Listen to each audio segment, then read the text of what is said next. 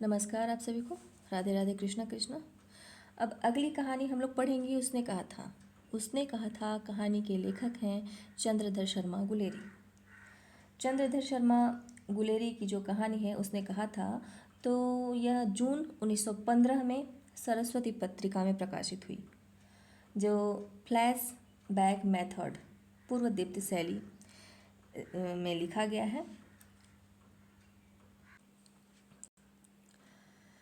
इस कहानी में एक असफल प्रेमी लहना सिंह हैं। उनके पूर्व प्रेम की मधुर स्मृतियों के आधार पर प्रेमिका के पति और उसके पुत्र की रक्षा में आत्म बलिदान की कथा बताई गई है।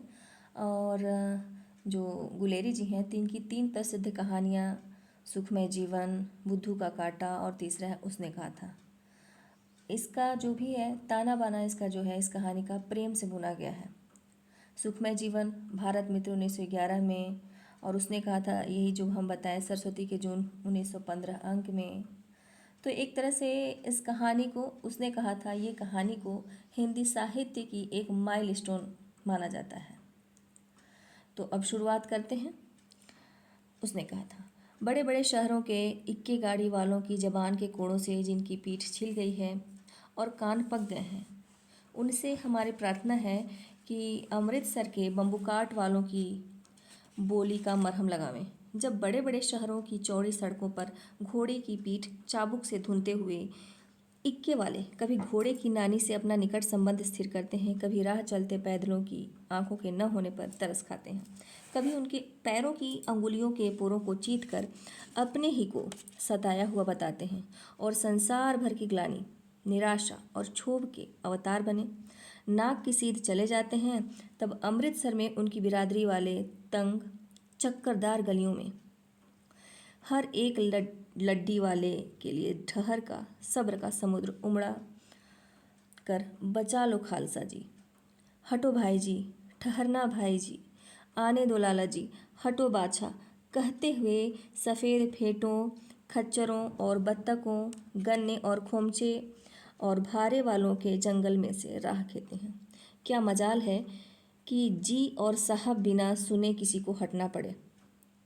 यह बात नहीं कि उनकी जीभ चलती नहीं, पर मीठी छुरी की तरह महीन मार करती हुई। यदि कोई बुढ़िया बार बार चितौनी देने पर भी लीक से नहीं हटती, तो उनकी बचनावली के ये नमूने हैं। हट जा जिड़े जोगिए, हट जा कर्मा वालिए, हट जा पुत्ता प्यारिए, बच जा लंबी वालिए।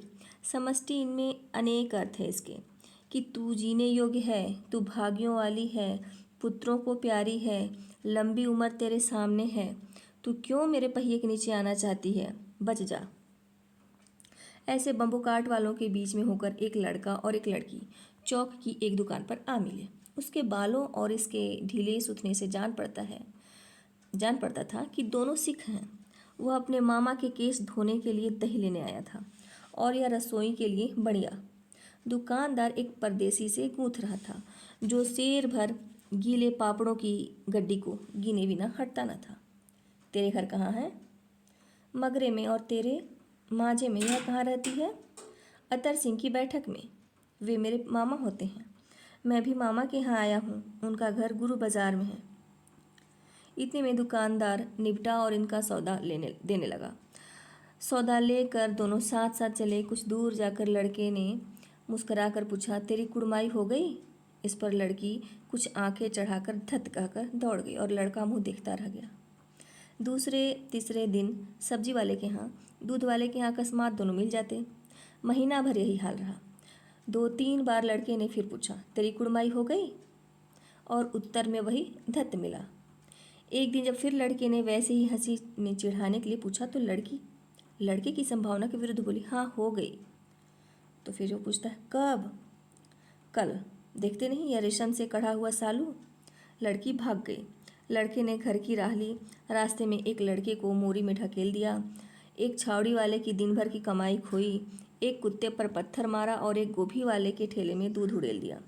सामने नहाकर आते हुए किसी वैष्णवी से टकराकर अंधे की उपाधि पाई। तब कहीं घर पहुंचा। राम राम, यह भी कोई लड़ाई है? दिन रात खंदकों में बैठे हड्डियां अकड़ गईं। लुधियाना से 10 गुना जाड़ा, लुधियाना से 10 गुना जाड़ा, और मेह और बर्फ़ ऊपर से पिंडलियों तक कीचड़ में धंसे हुए हैं। जमीन कहीं दिखती नहीं। घंटे 2 घंटे में कान के पर्दे फाड़ने वाले धमाके के साथ सारी खंदक हिल जाती है और 100-100 गज धरती उछल पड़ती है। इस गैबी गोले से बचे तो कोई लड़े। नगरकोट का जलजला सुना था। यहाँ दिन में 25 जलजले होते हैं। जो कहीं खंदक से बाहर साफा या कुहनी निकल गई तो चटाक से गोली लगती है। न मालूम बेईमानी मिट्टी में लेटे हुए हैं या घास की पत्तियों में छिपे रहते हैं। लहना सिंह और 3 दिन हैं। 4 तो खंदक में बिता ही दिए। परसों रिलीफ आ जाएगी और फिर 7 दिन की छुट्टी। अपने हाथों झटका करेंगे और पेट भर खाकर सो रहेंगे। उसी फिरंगी मेम के बाग में मखमल का सा हरा घास है। फल और दूध की वर्षा कर देती है। लाख कहते हैं दाम नहीं लेती। कहती हैं तुम राजा हो, मेरे मुल्क को बचाने आए हो। 4 दिन तक एक पलक नींद नहीं मिली। बिना फेरे घोड़ा बिगड़ता है और बिना लड़े सिपाही। मुझे तो संगीन चढ़ाकर मार्च का हुक्म मिल जाए, फिर 7 जर्मनों को अकेला मारकर न लौटूं तो मुझे दरबार साहब की देहली पर मत्था टेकना नसीब न हो। पाजी कहीं के कलों के घोड़े संगीन देखते ही मुंह फाड़ देते हैं और पैर पकड़ने लगते हैं। यूं अंधेरे में 30-30 मन का गोला फेंकते हैं। उस दिन धावा किया था। 4 मील तक एक जर्मन नहीं छोड़ा था। पीछे जनरल ने हट जाने का कमान दिया, नहीं तो सीधे बर्लिन पहुंच जाते। क्यों? सूबेदार हजारा सिंह ने मुस्कुरा कर कहा, लड़ाई के सामने जमाकार या नायक के चलाए नहीं चलते। बड़े अफसर दूर की सोचते हैं। 300 मील का सामना है, एक तरफ बढ़ गए तो क्या होगा? सूबेदार जी सच है, लहन सिंह बोला, पर करें क्या? हड्डियों हड्डियों में तो जाड़ा धंस गया है। सूर्य निकलता नहीं और खाई में दोनों तरफ से चंबे की बावलियों के से सोते झर रहे हैं। एक धावा हो जाए तो गर्मी आ जाए। उद्यमी उठ, सिगड़ी में कोले डाल। वजीरा तुम 4 जने बाल्टियां लेकर खाई का पानी बाहर फेंको। महासिंह शाम हो गई है, खाई के दरवाजे का पहरा बदल ले। यह कहते हुए सूबेदार सारी खंदक में चक्कर लगाने लगे। वजीरा सिंह पलटन का विदूषक था। बाल्टी में गंदला पानी भरकर खाई के बाहर फेंकता हुआ बोला, मैं पाधा बन गया हूँ, करो जर्मनी के बादशाह का तर्पण। इस पर सब खिलखिला पड़े और उदासी के बादल फट गए। लाना सिंह ने दूसरी बाल्टी भरकर उसके हाथ में देकर कहा, अपनी बाड़ी के खरबूजों में पानी दो। ऐसा खाद का पानी पंजाब भर में नहीं मिलेगा। हाँ, देश क्या है, स्वर्ग है। मैं तो लड़ाई के बाद सरकार से 10 घुमा जमीन यहाँ मांग लूँगा और फलों के बूटे लगाऊंगा। लाड़ी होरा को भी यहाँ बुला लोगे या वही दूध पिलाने फरंगी में? चुप कर, यहाँ वालों को शर्म नहीं? देश देश की चाल है। आज तक मैं उसे समझा न सका कि सिख तंबाकू नहीं पीते, वह सिगरेट देने में हट करती है, ओठों में लगाना चाहती है, और मैं पीछे हटता हूँ तो समझती है कि राजा बुरा मान गया, अब मेरे मुल्क के लिए लड़ेगा नहीं। अच्छा, अब बोध सिंह कैसा है? अच्छा है, जैसे मैं जानता ही न हूँ। रात भर तुम अपने कंबल उसे उड़ाते हो और आप सिगड़ी के सहारे गुजर करते हो। उसके पहरे पर आप पहरा दे आते हो, अपने सूखे लकड़ी के तख्तों पर उसे सुलाते हो। आप कीचड़ में पड़े रहते हो, कहीं तुम न मांदे पड़ जाना। जाड़ा क्या है, मौत है, और निमोनिया से मरने वालों को मुरब्बे नहीं मिला करते। मेरा डर मत करो। मैं तो बुलेल की खड्ड के किनारे मरूंगा।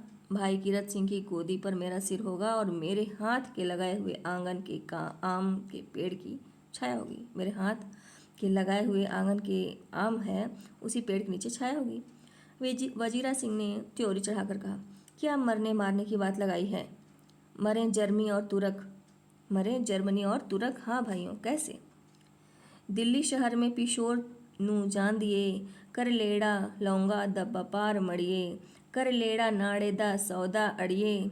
ओए लाड़ा चटाका कदुए नू, कद्दू बढ़ाया वे मज़ेदार गोरिए, हूँ लाड़ा चटाका कदुए नू। कौन जानता था कि दाढ़ियों वाले घरबारी वाले जो सिख हैं ऐसा लुच्चों का गीत गाएंगे? पर सारी खंदक इस गीत से गूंज उठी और सिपाही फिर ताजे हो गए, मानो 4 दिन से सोते और मौज ही करते रहे हों। दोपहर रात हो गई है, अंधेरा है, सन्नाटा छाया हुआ है। बोधा सिंह खाली बिस्कुटों के 3 टीनों पर अपने दोनों कंबल बिछाकर और लहना सिंह के 2 कंबल और एक बरान कोट ओढ़कर सो रहा है। लहना सिंह पहरे पर खड़ा हुआ है, एक आंख खाई के मुख पर है और एक बोधा सिंह के दुबले शरीर पर। बोधा सिंह का रहा, क्यों बोधा भाई, क्या है? पानी पिला दो, लहना सिंह ने कटोरा उसके मुंह से लगाकर पूछा। कहो, कैसे हो? पानी पीकर बोधा बोला, कंपनी छूट रही है, रोम रोम में तार दौड़ रहे हैं, दांत बज रहे हैं। अच्छा, मेरी जर्सी पहन लो। और तुम? मेरे पास सिगड़ी है और मुझे गर्मी लगती है, पसीना आ रहा है। ना, मैं नहीं पहनता। 4 दिन से तुम मेरे लिए। हाँ, याद आई, मेरे पास दूसरी गर्म जर्सी है, आज सवेरे ही आई है, विलायत से बुन बुन कर भेज रही हैं मैमें। जो मैम लोग हैं, मैम हैं जो, वही गुरु उनका भला करें। यो कहकर लहना अपना कोट उतारकर जर्सी उतारने लगा। सच कहते हो और नहीं झूठ? यूँ कहकर नहीं करते बोधा को उसने ज़बरदस्ती जर्सी पहना दी और आप खाकी कोट और जीन का कुर्ता भर पहन कर पहरे पर आ खड़ा हुआ। मेम की जर्सी की कथा केवल कथा थी। आधा घंटा बीता, इतने में खाई के मुंह से आवाज़ आई, सूबेदार हजारा सिंह। कौन लेफ्टिनेंट साहब? हुक्म हुजूर, कहकर सूबेदार तन कर फौजी सलाम करके सामने हुआ। देखो, इसी दम धावा करना होगा। मील भर की दूरी पर पूरब के कोने में एक जर्मन खाई है, उसमें 50 से ज़्यादा जर्मन नहीं है।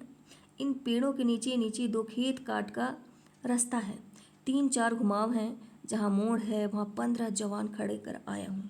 तुम यहाँ 10 आदमी छोड़कर सबको साथ ले उनसे जा मिलो।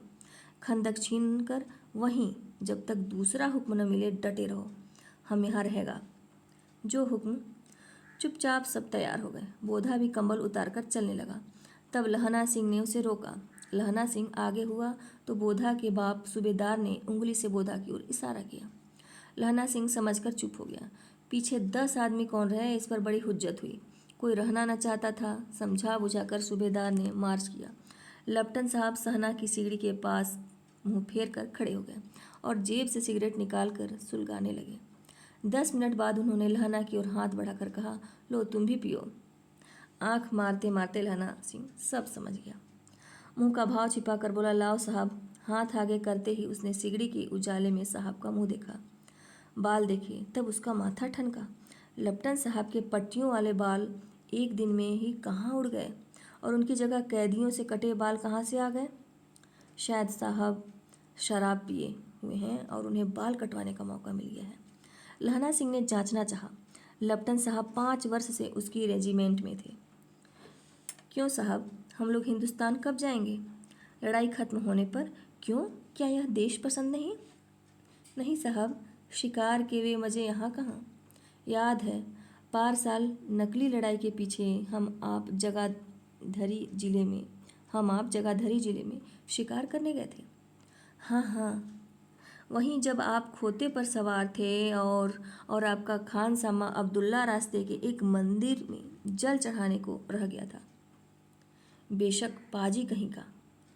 सामने से वह नील गाय निकली कि ऐसी बड़ी मैंने कभी न देखी थी, और आपकी एक गोली कंधे में लगी और पुट्ठे में निकली। ऐसे अफसर के साथ शिकार खेलने में मज़ा है। क्यों साहब? शिमले से तैयार होकर उस नील गाय का सिर आ गया था ना। आपने कहा था कि रेजिमेंट में मैस लगाएंगे, रेजिमेंट की मैस में लगाएंगे। हाँ, पर मैंने वह विलायत भेज दिया। ऐसे बड़े बड़े सिंह 2-2 फुट के तो होंगे। हाँ लहना सिंह, 2 फुट 4 इंच के थे। तुमने सिगरेट नहीं पिया? पीता हूँ साहब, दिया सलाई ले आता हूँ, कहकर लहना सिंह खंदक में घुसा। अब उसे संदेह नहीं रहा था। उसने झटपट निश्चय कर लिया कि क्या करना चाहिए। अंधेरे में किसी सोने वाले से वह टकराया। कौन? वजीरा सिंह? हाँ, क्यों लहना, क्या कयामत आ गई? जरा तो आंख लगने दी होती। होश में आओ, कयामत आई है और लेफ्टिनेंट साहब की वर्दी पहनकर आई है।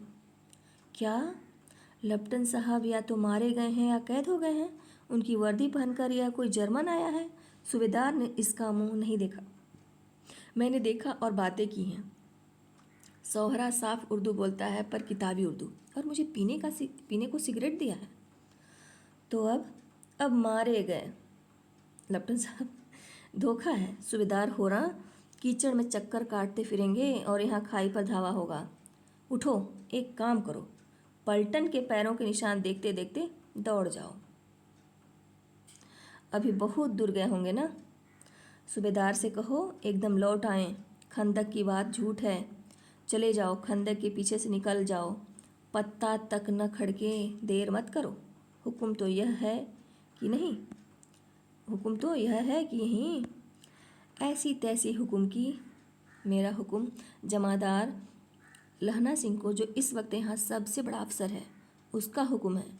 मैं लेफ्टिनेंट साहब की खबर लेता हूँ। पर यहाँ तो तुम 8 है। 8 नहीं, 10 लाख। एक एक अकालिया सिख 1.25 लाख के बराबर होता है। चले आओ, चलो। लौट कर खाई के मुहाने पर लहना सिंह दीवार से चिपक गया। उसने देखा कि लेफ्टिनेंट साहब ने जेब से बेल के बराबर 3 गोले निकाले। तीनों को जगह जगह खंदक की दीवारों में घुसेड़ दिया और तीनों में एक तार सा बांध दिया। तार के आगे सूत की एक गुत्थी थी, जिसे सिगड़ी के पास रखा। बाहर की तरफ जाकर दिया सलाई जलाकर गुत्थी पर रखने। इतने में बिजली की तरह दोनों हाथों से उल्टी बंदूक को उठाकर लहना सिंह ने साहब की कोहनी पर तान कर दे मारा। धमाके के साथ साहब के हाथ से दिया सलाई गिर पड़ी। लहना सिंह ने एक कुंदा साहब की गर्दन पर मारा और साहब आंख मिन गौट करते हुए चित्त हो गए। लहना सिंह ने तीनों गोले बीन कर खंदक के बाहर फेंके और साहब को घसीट कर सिगड़ी के पास लिटा दिया। जेबों की तलाशी ली, 3-4 लिफाफे और एक डायरी निकालकर उन्हें अपनी ही जेब के हवाले किया। साहब की मूर्छा हटी। लहना सिंह हंस कर बोला, क्यों लेफ्टिनेंट साहब, मिजाज कैसा है? आज मैंने बहुत बातें सीखी। यह सीखा कि सिख सिगरेट पीते हैं। यह सीखा कि जगाधरी के ज़िले में नील गायें होती हैं और उनके 2 फुट 4 इंच के सींग होते हैं। यह सीखा कि मुसलमान खान सामा मूर्तियों पर जल चढ़ाते हैं और लेफ्टिनेंट साहब खोते पर चढ़ते हैं। पर यह तो कहो, ऐसी साफ उर्दू कहाँ से सीखा है? हमारे लेफ्टिनेंट साहब तो बिन डेम के 5 लफ्ज़ भी नहीं बोला करते थे। लहना ने पतलून की जेबों की तलाशी नहीं ली थी। साहब ने मानो जाड़े से बचने के लिए दोनों हाथ जेबों में डाले। लहना सिंह कहता गया, चालाक तो बड़े हो, पर माझे का लहना इतने बरस लेफ्टिनेंट साहब के साथ रहा है। उसे चकमा देने के लिए 4 आंखें चाहिए। 3 महीने हुए एक तुर्की मौली मेरे गांव आया था। औरतों को बच्चे होने के ताबीज़ बांटता था और बच्चों को दवाई देता था। चौधरी के बड़ के नीचे मंजा बिछाकर हुक्का पीता रहता था और कहता था कि जर्मनी वाले बड़े पंडित हैं, वेद पढ़ पढ़ कर उसमें से विमान चलाने की विद्या जान गए हैं। गौ को नहीं मारते, हिंदुस्तान में आ जाएंगे तो गौ हत्या बंद कर देंगे। मंडी के बनियों को बहकाता कि डाक खाने से रुपया निकाल लो, सरकार का राज्य जाने वाला है। डाक बाबू पोल्हू राम भी डर गया था। मैंने मुल्ला जी की दाढ़ी मुड़ ही दी थी और गांव से बाहर निकाल कर कहा था कि जो मेरे गांव में अब पैर रखा तो साहब की जेब में से पिस्तौल चला और लहना की जांघ में गोली लगी। इधर लहना की हेनरी मार्टिन के 2 फायरों ने साहब की कपाल क्रिया कर दी। धड़ाका सुनकर सब दौड़ आए। बोधा चिल्लाया, क्या है?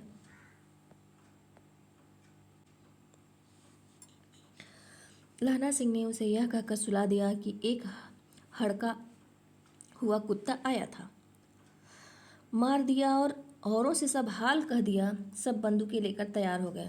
लहना ने साफा फाड़ कर घाव के दोनों तरफ पट्टियां कसकर बांधी।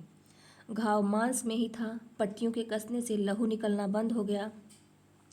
इतने में 70 जर्मन चिल्लाकर खाई में घुस पड़े।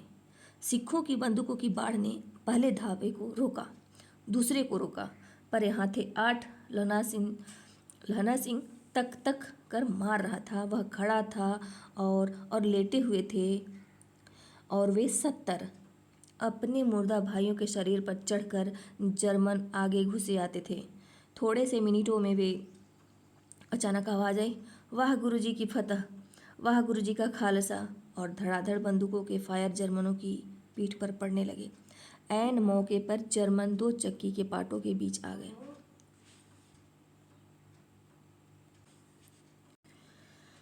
और धड़ाधड़ बंदूकों के फायर जर्मनों की पीठ पर पड़ने लगे। ऐन मौके पर जर्मन 2 चक्की के पाटों के बीच में आ गए। पीछे से सूबेदार हजारा सिंह के जवान आग बरसाते थे और सामने लहना सिंह के साथियों के संगीन चल रहे थे। पास आने पर जो पीछे वालों ने भी संगीन पिरोना शुरू कर दिया। एक किलकारी और अकाल सिक्खा दी फौज आई, वाह गुरु जी दी फतह, वाह गुरु जी दा लाल सा, सत श्री अकाल पुरख, और लड़ाई खत्म हो गई। 63 जर्मन या तो खेत रहे थे या कराह रहे थे। सिखों में 15 के प्राण गए। सूबेदार के दाहिने कंधे में से गोली आर पार निकल गई। लहना सिंह की पसली में एक गोली लगी। उसने घाव को खंदक की गीली मट्टी से पूर कर लिया और बाकी का साफा कसकर कमरबंद की तरह लपेट लिया था। किसी को खबर न हुई कि लहना को दूसरा घाव है, भारी घाव है। लड़ाई के समय चांद निकल आया था, ऐसा चांद जिसके प्रकाश से संस्कृत कवियों का दिया हुआ क्षयी नामक जो सार्थक होता है, क्षयी नाम जो सार्थक होता है, और हवा ऐसी चल रही थी जैसी बाण भट्ट की भाषा में दंत विड़ोपदेशाचार्य कहलाती। वजीरा सिंह कह रहा था कि कैसे मन भर फ्रांस की भूमि मेरे बूटों से चिपक रही थी। जब मैं दौड़ा दौड़ा सूबेदार के पीछे गया था, सूबेदार लहना सिंह से सारा हाल सुन और कागजात पा करके वे तुरंत बुद्धि को सराह रहे थे और कह रहे थे कि तू न होता तो आज सब मारे जाते। इस लड़ाई की आवाज़ 3 मील दाहिनी ओर खाई वालों ने सुन ली थी। उन्होंने पीछे टेलीफोन कर दिया था। वहाँ से झटपट 2 डॉक्टर और 2 बीमार ढोने की गाड़ियाँ चली, जो कोई 1.5 घंटे के अंदर अंदर आ पहुँची। फील्ड अस्पताल नज़दीक था, सुबह होते होते वहाँ पहुँच जाएंगे, इसलिए मामूली पट्टी बांधकर एक गाड़ी में घायल लिटाए गए और दूसरी में लाशें रखी गई। सूबेदार ने लहना सिंह की जांघ में पट्टी बंधवानी चाहिए, पर उसने यह कहकर टाल दिया कि थोड़ा घाव है, सवेरे देखा जाएगा। बोधा सिंह ज्वर में बर्रा रहा था, वह गाड़ी में लिटाया गया। लहना को छोड़कर सूबेदार जाते नहीं थे। यह देख लहना ने कहा, तुम्हें बोधा की कसम है और सूबेदारनी जी की सौगंध है जो इस गाड़ी में न चले जाओ, और तुम मेरे लिए वहाँ पहुँचकर गाड़ी भेज देना, और जर्मन मुर्दों के लिए भी तो गाड़ियाँ जो है आती ही होंगी। मेरा हाल बुरा नहीं है, देखते नहीं मैं खड़ा हूँ, वजीरा सिंह मेरे पास हैं ही। अच्छा, पर बोधा गाड़ी पर लेट गया। भला आप भी चढ़ जाओ, सुनिए तो, सूबेदारनी होरा को चिट्ठी लिखो तो मेरा मत्था टेकना लिख देना, और जब घर जाओ तो कह देना कि मुझसे जो उसने कहा था वह मैंने कर दिया। गाड़ियाँ जो है चल पड़ी थी। सूबेदार ने चढ़ते चढ़ते लहना का हाथ पकड़कर कहा, तैने मेरे और बोधा के प्राण बचाए हैं। लिखना कैसा, साथ ही घर चलेंगे, अपनी सूबेदारनी को तू ही कह देना उसने क्या कहा था। अब आप गाड़ी पर चढ़ जाओ, मैंने जो कहा वह लिख देना और कह भी देना। गाड़ी के जाते लहना लेट गया। वजीरा पानी पिला दे और मेरा कमरबंद खोल दे, तर हो रहा है। मृत्यु के कुछ समय पहले स्मृति बहुत साफ हो जाती है। जन्म भर की जो घटनाएं हैं एक एक करके सामने आती हैं। सारे दृश्यों के रंग साफ होते हैं, समय की धुंध बिल्कुल उन पर से हट जाती है। लहना सिंह 12 वर्ष का है। अमृतसर में मामा के यहाँ आया हुआ है। दही वाले के यहाँ, सब्जी वाले के यहाँ, हर कहीं उसे एक 8 वर्ष की लड़की मिल जाती है। जब वह पूछता है तेरी कुड़माई हो गई, हर कहीं उसे एक 8 वर्ष की लड़की मिल जाती है, और जब वह पूछता है कि तेरी कुड़माई हो गई, तब धत कहकर वह भाग जाती है। एक दिन उसने वैसे ही पूछा तो उसने कहा, हाँ कल हो गई। देखते नहीं यह रेशम के फूलों वाला सालू। सुनते नहीं लहना सिंह को दुख हुआ, क्रोध हुआ, क्यों हुआ। वजीरा सिंह पानी पिला दे। 25 वर्ष बीत गए। अब लहना सिंह 77 राइफल्स में जमादार हो गया है। उस 8 वर्ष की कन्या का ध्यान ही न रहा, ना मालूम वह कभी मिली थी या नहीं। 7 दिन की छुट्टी लेकर जमीन के मुकदमे की पैरवी करने वह अपने घर गया। वहाँ रेजिमेंट के अफसर की चिट्ठी मिली कि फ़ौज लाम पर जाती है, फ़ौरन चले आओ। साथ ही सूबेदार हजारा सिंह की चिट्ठी मिली कि मैं और बोधा सिंह लाम पर जाते हैं, लौटते हुए हमारे घर होते जाना, साथ ही चलेंगे। सूबेदार का गांव रास्ते में पड़ता था और सूबेदार उसे बहुत चाहता था। लहना सिंह सूबेदार के यहाँ पहुँचा। जब चलने लगे तब सूबेदार बेढ़े में से निकल कर आया। बोला, लहना सूबेदारनी तुमको जानती है, बुलाती है, जा मिला। लहना सिंह भीतर पहुंचा। सूबेदारनी मुझे जानती हैं? कब से? रेजिमेंट के क्वार्टरों में तो कभी सूबेदार के घर के लोग रहे नहीं। दरवाजे पर जाकर मत्था टेकना कहा। असीस सुनी। लहना सिंह चुप। मुझे पहचाना नहीं? तेरी कुड़माई हो गई। धत, कल हो गई। देखते नहीं रेशमी बूटों वाला सालू अमृतसर में?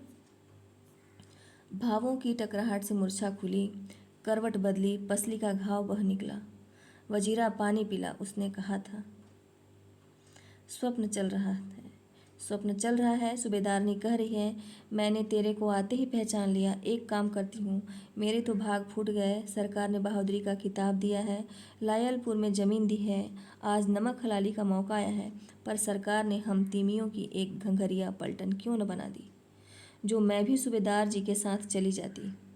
एक बेटा है, फौज में भर्ती हुए उसे एक ही बरस हुआ। उसके पीछे 4 और हुए, पर एक भी नहीं जिया। सूबेदारनी रोने लगी। अब दोनों जाते हैं मेरे भाग। तुम्हें याद है एक दिन तांगे वाले का घोड़ा दही वाले की दुकान के पास बिगड़ गया था? तुमने उस दिन मेरे प्राण बचाए थे। आप घोड़े की लातों में चले गए थे और मुझे उठाकर दुकान के तख्ते पर खड़ा कर दिया था। ऐसे ही इन दोनों को बचाना, यह मेरी भिक्षा है। तुम्हारे आगे आंचल पसारती हूँ। रोती रोती सूबेदारनी ओबरी में चली गई। लहना भी आंसू पोंछता हुआ बाहर आया। वजीरा सिंह पानी पिला, उसने कहा था। लहना का सिर अपनी गोद में रखे वजीरा सिंह बैठा है। जब मांगता है तब पानी पिला देता है। आधे घंटे तक लहना चुप रहा, फिर बोला, कौन कीरत सिंह? वजीरा ने कुछ समझ कर कहा, हाँ भैया, मुझे और ऊंचा कर ले, अपने पट्ट पर मेरा सिर रख ले। वजीरा ने वैसे ही किया। हाँ अब ठीक है, पानी पिला दे बस। अब के हाड़ में यह आम खूब फलेगा। चचा भतीजा दोनों यहीं बैठकर आम खाना। जितना बड़ा तेरा भतीजा है उतना ही यह आम है। जिस महीने उसका जन्म हुआ था उसी महीने में मैंने इसे लगाया था। वजीरा सिंह के आंसू टप टप टपक रहे थे। कुछ दिन पीछे लोगों ने अखबारों में पढ़ा, फ्रांस और बेल्जियम 68वीं सूची, मैदान में घावों से मरा नंबर 77 सिख राइफल्स जमादार लहना सिंह। अब कहानी समाप्त हो गई। उसने कहा था कहानी समाप्त हो गई। धन्यवाद।